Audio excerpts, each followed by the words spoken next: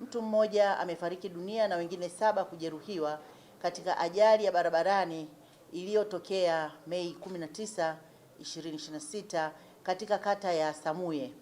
halmashauri ya Shinyanga, mkoa wa Shinyanga, baada ya gari aina ya Harrier lenye namba za usajili T210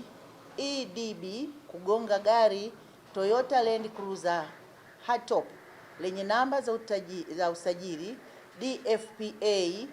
3920 mali ya shirika la Koika lililokuwa likisafirisha waandishi wa habari na watumishi wa ofisi ya mkuu wa mkoa wa Shinyanga na kusababisha kifo cha mtu mmoja aliyetambulika kwa jina la Boaz Martin, mpiga picha wa ofisi ya mkuu wa mkoa wa Shinyanga. Chanzo cha ajali hiyo ni uzembe wa dereva wa gari aina ya Toyota Harrier iliyokuwa ikitokea Shinyanga kuelekea Tinde, likiendeshwa na mtu ambaye mpaka sasa hajafahamika, ametoroka, tunaendelea kumtafuta, akijaribu kulipita gari lililokuwa mbele yake bila kuchukua tahadhari,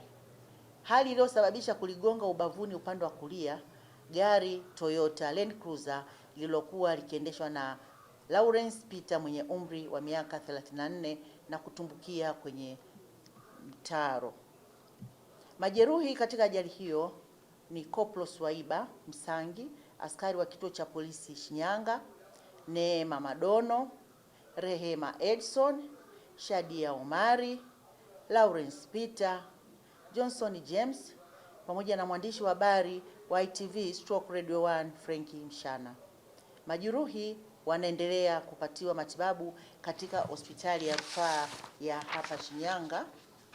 Jeshi la polisi mkoa wa Shinyanga linatoa wito kwa madereva wa vyombo vya moto kuzingatia sheria za usalama barabarani na kuacha tabia ya kuendesha kwa mazoea,